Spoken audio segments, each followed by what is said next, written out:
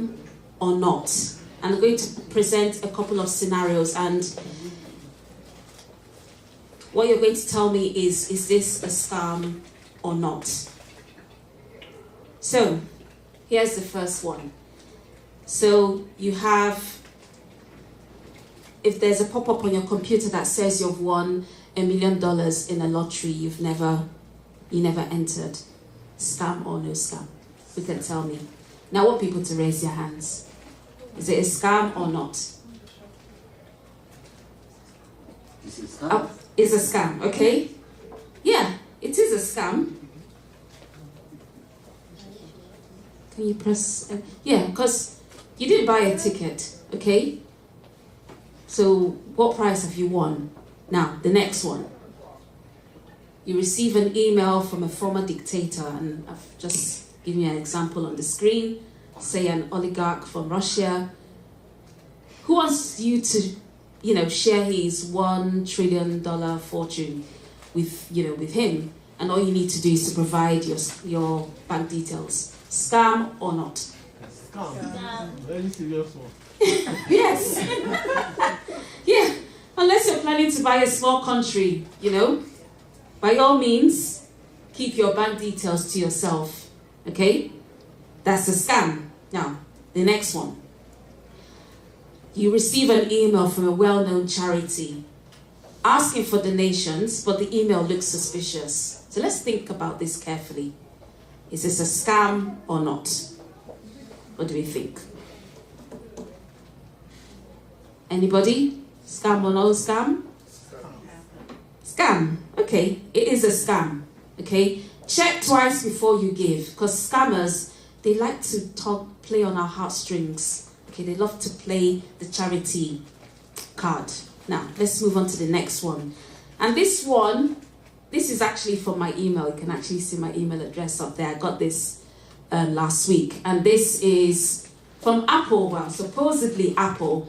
And it sent me an email saying, you can't see it on the screen, but it says all your datas will be deleted. First of all, there's no such thing as datas, it's data. Okay, so that was a warning bell for me. And if you look at the logo for iCloud, looks a bit funny, doesn't it? Okay, so it's a scam. Spelling errors, typos, funny looking logos are indicative of scam emails. Right, we are getting some more. So a caller claims to be your bank and asks for your account password to verify your identity. Scam or not? Scam. Yes, it's a scam, because banks, they don't need your password. They already have all the keys to the vault. They don't need you to unlock anything. What about this one? You get a message from a friend on WhatsApp for money because they're stranded abroad. I'm sure lots of us are familiar with this one. Even on the Godways Ministry WhatsApp group, we've got a couple of calls, haven't we? So is this a scam or not? Scam. Yeah, it's a scam. Before you wire money, if you get that kind of message, even the other WhatsApp groups that I belong to, and they actually use somebody's WhatsApp account for that.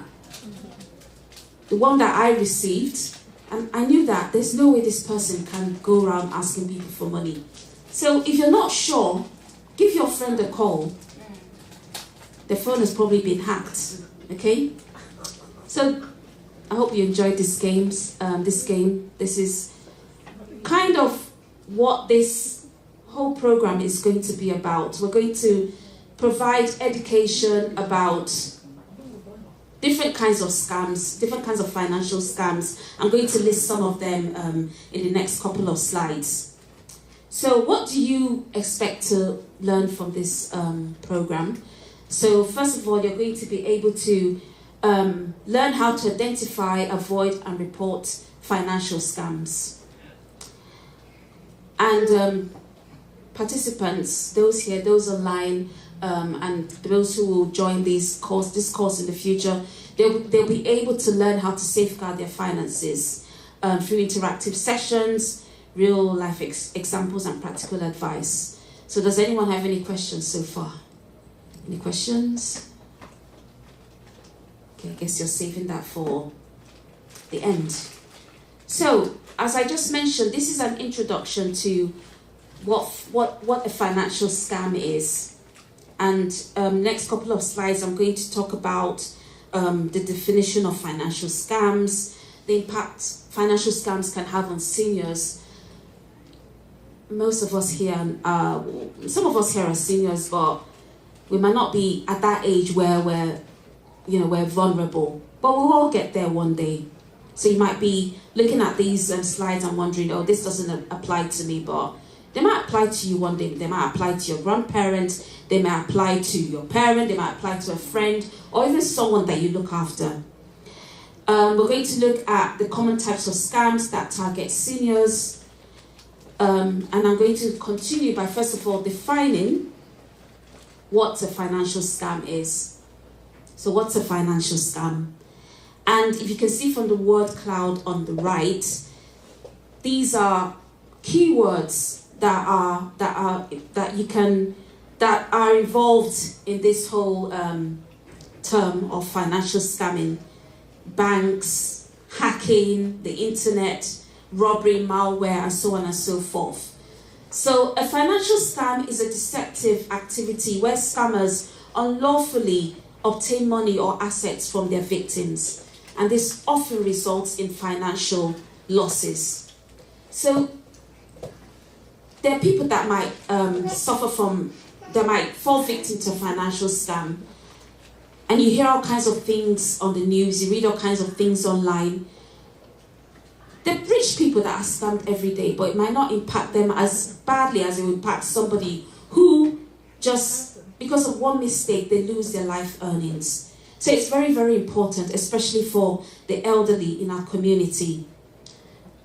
As you can see from this slide, they have financial scamming has far-reaching effects and consequences. So it could be in the form of financial loss, emotional distress. There could be health consequences. There have been reports of people who, because of the fact that they fell victim to a scammer, they've actually, taken their own lives. There's social impacts as well. The people that they feel so ashamed, they don't want to tell their family because of, they're so ashamed that they could actually fall victim to the lies of someone else. And I like to use my mom as an example. A couple of months ago, she was going home from church and she took an Uber. And the Uber driver started telling her of all kinds of things. He was saying to her that he can sell jewelry, that the jewelry she's wearing, that she'll get a huge amount for it. And, my mom is normally very savvy, very shrewd, but, she's getting along in age, and she actually fell victim to that Uber driver. And it took her weeks to actually tell us what happened. And even when she told me what happened, she didn't tell me the whole story. She was like, oh, well, never mind, I've lost the jewelry, it's okay. But I could tell that she was shaken at this experience. So the financial scamming has far-reaching consequences, such as social impact, loss of independence as well. You can imagine someone that has saved, they get their pension or they've saved over the years, and all of a sudden they lose that money, that their hard-earned money, to a financial scammer. And also repeated targeting is another consequence. Scammers, when they know that they can, they get lucky with you the first time, they'll come back. And especially if that person doesn't have family and friends watching over them. So these are just some of the ways in which financial scamming can affect the victims. And if you look at the bottom, I've put a link to the Age UK website, and it has reports and more if you want to find out regarding what can happen if a person falls victim to financial scamming. So let's look at some of the examples, some of the types of scams that target seniors. And there's a whole list here, and the next couple of presentations that we're going to have are going to deal with some of them. I know Brother Falu is going to be giving a talk, I think on the 26th of September, about scams associated with rents. I think the other things he's going to talk about, so watch this space. But types of scams could be based on AI. You know, AI is very important now. So as, you know, people are trying to use it to do good, on the other hand, people are trying to use it to do bad. So that's no surprise. There are funeral scams, there are tech support scams, government imposter scams. How many of you have received an email saying that you've won a government, you know, because you're aged 53 or you're aged 60? The government has designated that people that live on, say we live in on Oldham Avenue. So because you're 60 and you live on Oldham Avenue, the government says that you can, you know, win, you can get $60,000 or something like that. And they say to you, oh, send us your bank details. That's a scam. They're internet scams. You know, we're no stranger to that. The investment scams, check fraud, reverse mortgage scams. You get those funny emails that say, oh, you've been paying your mortgage for 20 years, your bank is going to write off the final 5 years. All you need to do is to send this processing fee. Okay? What about sweepstakes scams? You get that email or that message on your phone that says, oh, just click the link and you get $50,000 or you get a holiday to, you know, some exotic location. And the next slide, you can see a couple of examples I've put up here. And these are, I actually lifted these from news reports. And there's been in the news like for last year and this year as well, about retirees losing their scam savings to romance scams. And as funny as it sounds, these happen. This old lady here that you can see on the screen, she actually was interacting with a guy in Nigeria on Instagram who promised, you know, he said that he loved her and all whatnot. And then all of a sudden he started sending her messages that he needs money, he lost his job, he needs to pay his son's school fees and so on and so forth. And she started sending money to this gentleman and he literally emptied her bank account. There's another one here, this same story. A woman struggles, this was from the US, I think. A scammer cleaned out her life savings. And it was the same romance scam. And here's another one. This was a man in Manitoba who, a Manitoba woman, sorry, not a Manitoba man. So she lost thousands due to what we know as the grandparent scam. I'm going to talk more about that. I think there's an online presentation on Wednesday. So if you want to know more about grandparent scams, please join for that talk. And here is another one. The FBI is actually created a report to show that the criminal schemes that are targeting US seniors actually account for $3.4 billion. So it's not something that happens sporadically. It's something that happens frequently, and a lot of people are actually losing their money. And because of these occurrences, it actually goes back to the government, because obviously these people can no longer support themselves.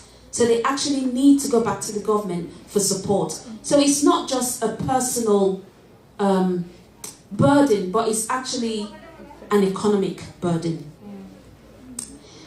So in the next couple of courses or presentations regarding financial scamming awareness, we're going to present like a brief recap on the internet and digital communication, because you know, we need to be internet savvy, we need to be tech savvy in order to be able to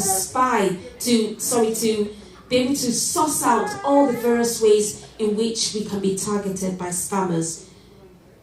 A lot of us have bank accounts, a lot of us have online banking, but there's so many loops or so many ways that scammers can actually use to, you know, target us through online banking and our transactions. So we're going to learn more about that in this course. And also we should be able to recognize what a secure and non-secure website is. So that's something that you can look forward to from these presentations. So what's a scam really? And how can we know that a message is a scam? I know this is a bit blurry, and I hope you can see some of it, but I'll walk you through it anyway. So a message that is a scam is normally sent from a public domain such as Gmail, Yahoo, or live messaging. And most of the time, it claims to be from a business or a well-known organization. So as I mentioned earlier on, when we were playing that game about scam or no scam, you need to look at the logo. And you know that your bank is not going to send you any message and say, oh, give me your PIN number, give me your password. That's already indicative of the fact that it's a scam. It could be sent from a contact that does not match how they normally talk to you. If you go through your junk mail, you probably see emails that actually come from your friends, but it's all kinds of funny things that are in the body of the email. A scam could be from a financial institution. It could even be from your bank, or funny, it could even be from a bank that you don't even bank from. All of a sudden they're saying, oh, that you have this money, you haven't claimed so and so money. And as I mentioned earlier, typos, grammatical errors, those are indicative of scams. And there's someone asking you for financial help. Somebody you know that, probably who doesn't even talk to you, but maybe that person is on your address book. Then all of a sudden you're getting a message from them saying, oh, I need money, I'll pay you at the end of the month. So that's a way that you know that that's fishy. Then it includes a link. You get a message that includes a link to an address that you're not sure about. By all means, do not click on that link. In fact, just put that message in the bin. And it's even better, even if it's a bona fide message, it's better that you discard it than actually clicking on the link. If it was a serious one and it's from a genuine source, the sender will resend it to you or probably call you. And then they get your name wrong. Sometimes I get these messages that say, Dear I.S. Okoye. And I'm like, who's referring to me like that? So they spell your name wrong. They spell your surname wrong. Or they say your surname is Smith. They say, Dear Smith. Why are they not addressing you by your first name? So that's an indication that it's a scam. And then you get that message saying that you've inherited millions. Most of us know our parents' background. I know that my dad or my mom doesn't have, billions in the bank. So why on earth am I inheriting, money from, some unknown source? So when we get those kinds of messages, we should just put them in our junk so it doesn't actually come back into our real email. And then it says that you've claimed, you should claim a prize, you should claim money. I know we all want money, but there's no such thing as free money. There's free cake, but there's no free money. Any questions so far? What? Yeah, if someone offers you free cake, that's good, you can accept that. But there's no such thing as free money. If someone's offering you free money, there's a catch. Does that answer your question? Any more questions? Aria, do you have a question? Okay. So, again, sorry, I apologize for this blurry slide, but what we can see from this slide are top tips to detect phishing scams. The phishing, I'm just playing on the words, phishing and, actually going fishing in the sea. So, the name of the sender is always an indication. Check for typos. Don't share sensitive information hastily. The economy of the world or several countries is so, a lot of people are just, burdened. They want ways of making money. And it's, when you get that message, you just see the headline and it's saying, claim, you've won. This is an opportunity. the scammers, they know the kinds of terms and keywords that can actually suck us in. But we have to be aware. And the subsequent presentations that we're going to have, we're going to talk more about these in detail. So what else? Don't fall for urgency. A lot of them say, send it now, send it now. If you don't send it now, you lose it. If you don't send it within the next 5 minutes, you lose this once in a lifetime opportunity. By all means, do not click on the link. Hover, but do not click. You can actually hover to see the source of the link that's within that email, but do not click. You can hover and you get the details, and you actually discover that it's not a genuine link. A couple of months ago, my husband actually sent me, he was like, oh, are you still owing Thames Water? So Thames Water is a water company in the UK that deals with, those are people that we pay for our water bill. And I thought, no, I don't. And he said, well, I just got an email saying that we're owing. And he actually forwarded me that email. And lo and behold, it was actually a scam. They used the logo, they used everything. But when I looked at it, I knew it was a scam because the link, I just hovered on the link and it was, you could see that it was from some funny website. Again, is it too good to be true? Is it too good to be true? If it's too good to be true, it's not true, okay? And then keep your devices up to date. If you have a PC, make sure that you have the antivirus. I don't know, is it Norton?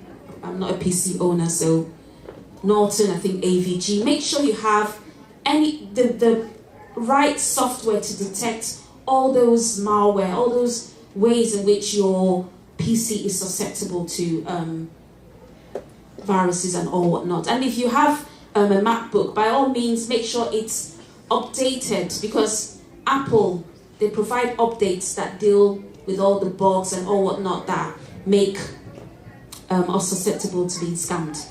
And then when in doubt, call out. If you're not sure, ask someone. If you're an older person and you're not tech savvy and you see this and you feel, oh, this looks funny, this looks too good to be true, by all means, ask a younger person, because they'll definitely know. So how do we avoid getting scammed? I've just mentioned a couple of things. And the subsequent presentations are going to tell us more about these factors in more detail. So here are some more examples. You might receive a travel offer that is too good to be true. Someone's offering you to take you on a holiday, win a holiday to the Maldives, win a holiday to Orlando. Why? Did you do anything special? No, you did not. They're telling you click on the link. Don't click on the link, because that's just offering them a gateway into your affairs, into your finances. Unsolicited calls. A lot of us receive calls saying, oh, you have a package, a DHL package, you have a package from FedEx, or somebody calls you and they say that they're from the government. I had another experience a couple of years ago, and when the person kept calling, when I got home, the home phone, I had like almost 100 voice messages. And I thought, what's going on? So I called the number, and they said to me, the first thing they said to me is, we're calling because you're owing the CRA.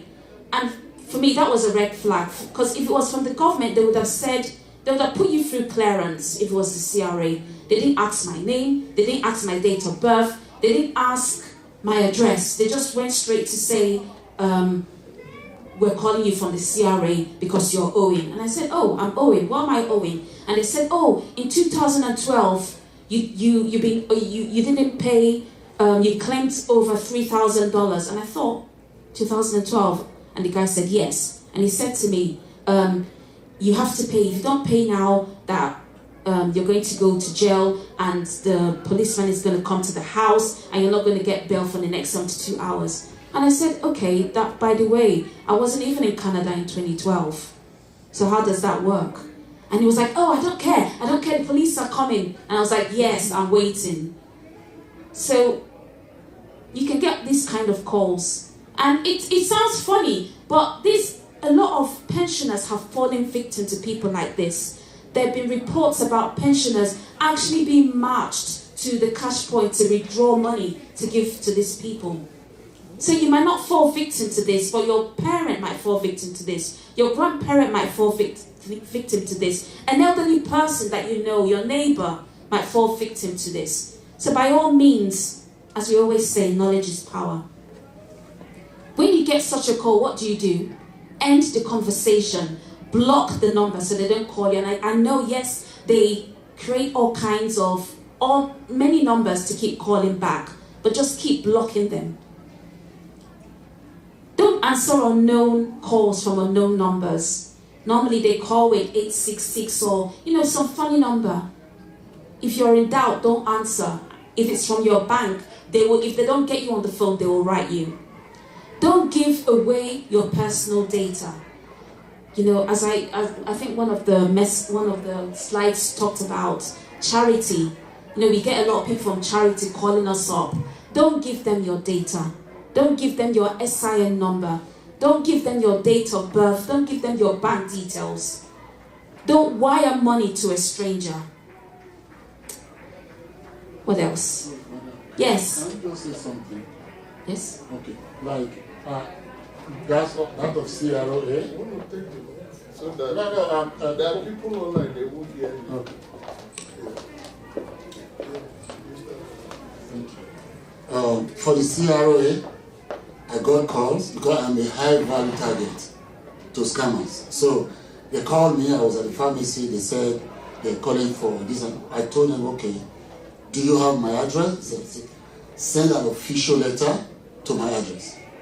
So they sent the real CROA, they was talking about my 2022 and 23. They now sent a letter to my email, and my wife brought it to me when she was coming to visit me. So from that, I took the letter to the bank, and my bank, Scotiabank, confirmed that it's the real thing, and I paid whatever they wanted me to pay through the bank, and that was it. Because if you give them your birthday and some information, if they are scammers, then you are just gone. That's what I do. Go send the letter to my address. Thank you. Thank you. So that's a very good example, a real world example, as we just seen. Thank you, Uncle Felix. So the next slide here, or this slide, is just giving us tips on how to create a strong password.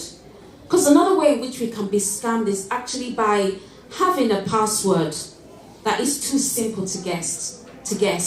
A lot of us have passwords that say 1, 2, 3, 4, 5, 6 or A, B, C, D, E, F, G. And we're not meant to have passwords like that. Because it's very easy to get. If somebody gets hold of your phone, for starters, they can easily guess your password if your password is still simple. And then they can then use your password and your account. Whether it's your bank account, whether it's your CRA account. That's why there's two-step validation. So the next couple of presentations, we're going to talk about this in detail. But these are 5 basic tips. So you have to create longer passwords. And it's good because a lot of websites now, they now have, the rules for the kind of password that you need to have. It has to be not shorter than 12, or some of them not shorter than 8. Here it says 12 to 16. It's good to have a long password. It's good for it to be complex, to have a mixture of big letters and small letters. It has to be unpredictable. Don't use your name for starters. Don't use the name of your son, the name of your daughter. With the kind of passwords I like to have, I like to mix, like have have letter, number, big letter, small letter. Make your password unpredictable. Make it random. Don't use patterns and sequences that are easy to guess. Make them unique. And as I mentioned earlier, next slide please, use antivirus software and secure networks. Use those. I mentioned two-way, what's the word again? It's flown out of my head. Two-way authentication. So sometimes if you want to log into a website, like my bank, it says, it would ask, they will send you a text, they'll send a code, and some of them, even they have to call you to actually know that you're the one that wants to log in. Create a firewall on your network as well, and also have a way of preventing loss of data, okay? Have a secure communication, have security policies. I know a lot of these things deal with, business networks, but there are little things that we can do for our own personal accounts that can make us safe against financial scammers, such as having antivirus software. And if you fall victim to a scam, next slide please, by all means report it. Don't feel ashamed. Don't be silent, because your silence, you're actually creating a way for them to go to the next person. The minute you report it, the police, your local MP, they're able to do something about it. And this slide here is just showing a couple of ways in which we can actually report scams here in Canada. So if it's a tax scam, there is actually a number that I've put up here on this slide for the CRA. You can also report it to the Canadian Anti-Fraud Centre, especially if the call wasn't real. You can report it to the local police or the RCMP, especially if you gave them your personal and financial information by mistake. What about other common scams? What can you do? Such as fake emails, websites, computer viruses. Again, you can report it to the Canadian Anti-Fraud Centre. You can report it to the local police as well. And then you should learn how to protect yourself from common scams. As I mentioned, the next couple of presentations we're going to talk about, we're going to have an interactive session where people will be taught how to create a good password, how to recognize dodgy emails, and so on and so forth. So I'd like to end by providing some resources where you can get more information about scams. There's this website here, the Competition Bureau of Canada, and there's a whole section about how to avoid scams, how to recognize them as well. And also there's this little black book of scams, which is very good because it comes in multiple languages. You can download the PDF. So if anyone wants that, they can ask me for that at the end of this talk. So I'd like to thank you all for listening. If you have any questions, by all means, you can. This is your time now to ask. And I'd like to acknowledge the New Horizons for Seniors program, because they are the ones who are funding this program. It's all part of the Government of Canada, so I'd like to thank them for the grant that we received to carry out this program. So thank you, and do we have any questions?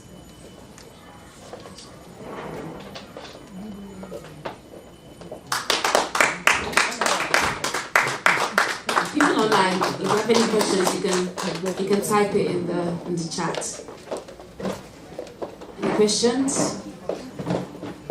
Well, everyone seems to be scam savvy. No questions? Okay. Thank you. Right, thank you very much for that. That was a very good intro to what is and what is to come. And we are very grateful for that presentation. And please prepare for more. It looks very impressive. And thank you all for getting wiser and how to protect yourself. And we want to see more of this knowledge impartation opportunity where we get to know more and more. May God bless you all. And may you continue to share the knowledge with others so that they will get wiser and get more protected. Let's clap for Jesus. We're going to take a photograph. I think Shade wants to organize that.